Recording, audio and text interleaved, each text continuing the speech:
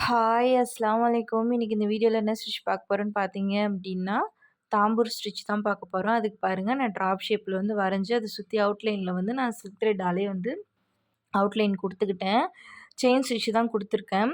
சென்டர்ல வந்து அத கோடு போட்டுக்கோங்க. அந்த நீங்க லைன் போட்டுக்கிட்டீங்கன்னா தான், ஒரு சைட் முடிச்சுட்டு நீங்க வந்து இன்னொரு சைட் வந்து போற மாரி இருக்கும். அதனால கண்டிப்பா அந்த சென்டர்ல வந்து லைன் போட்டுக்கோங்க. போட்டுட்டு அந்த ஷார்ப் எட்ஜஸ்லேருந்து நீங்க மேலேருந்து ஸ்டார்ட் பண்ணுங்க. பேக் ஸ்டிச் போட்டு எடுத்துட்டு நீங்க அப்படியே கன்டினியூவா நீங்க ஸ்டிச் பண்ணிட்டு வர வேண்டியது தான். ஸ்டிச் பண்ணிட்டு கீழ வந்ததுக்கப்புறம் அந்த லைன் இருக்கு இல்லைங்களா? அந்த கோட்டுக்கு வெளியில ஒரு ஸ்டிச் பண்ணிட்டு தான் நீங்க திரும்ப செகண்ட் ஸ்டிச் வந்து ஆரம்பிக்கணும். அதேமாரி மேல போயிட்டும் அந்த கோட்டுக்கு வெளியில ஒரு ஸ்டிச் பண்ணிட்டு தான் திரும்ப நீங்க கீழ வந்து ஸ்டிச் பண்றதுக்கு வந்து ஆரம்பிக்கணும். ஓகேவா?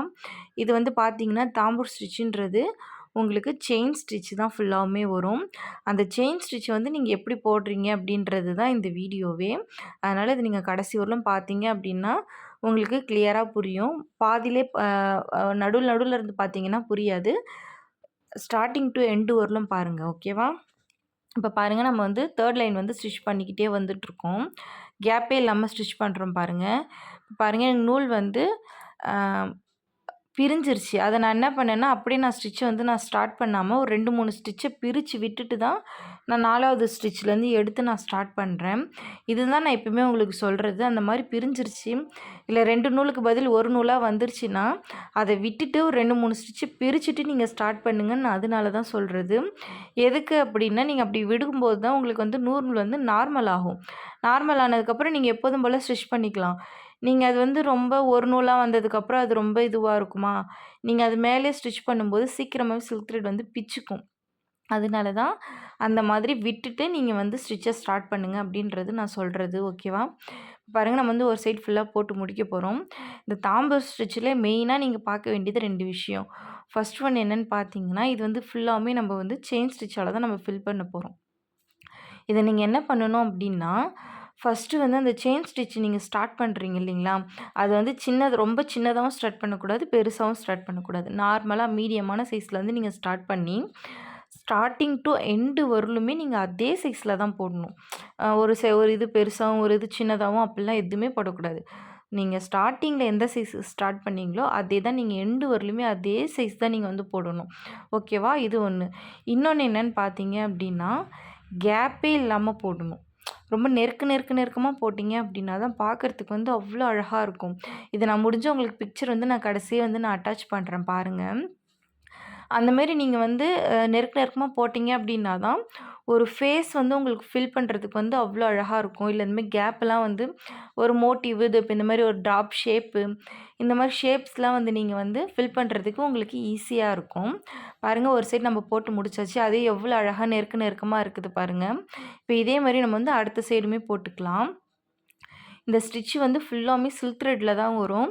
நீங்க கண்டிப்பா இத வந்து கத்துக்கோங்க. ஏன் அப்டின்னா, நீங்க வந்து இது எனக்கு ரொம்ப கஷ்டமா இருக்குன்னு நீங்க விட்டுட்டீங்க அப்டின்னா, உங்களால வந்து எப்படி சொல்றதுன்னா, அடுத்தடுத்த ஸ்டிச்சஸ் வந்து நீங்க போடுறதுக்கு வந்து ரொம்ப கஷ்டமா இருக்கும்.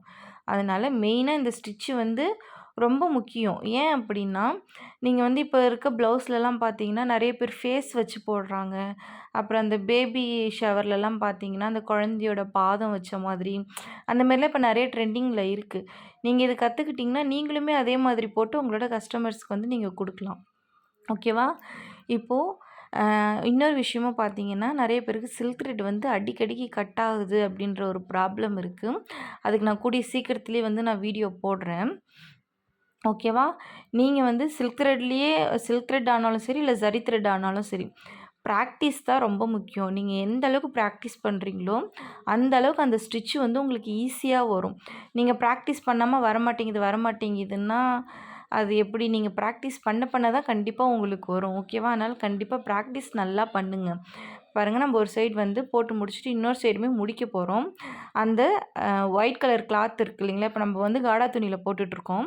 அந்த ஒயிட் கலர் கிளாத்தே தெரியாத அளவுக்கு நீங்க வந்து அந்த ஸ்டிச்சஸ போடணும். நீங்க ப்ளவுஸ்ல போட்டாலுமே அப்படிதான். நீங்க என்ன எந்த எந்த கலர் துணியில போட்டாலும், அந்த கலர் வெளியில தெரியாத அளவுக்கு நீங்க அத ஃபில் பண்ணணும்.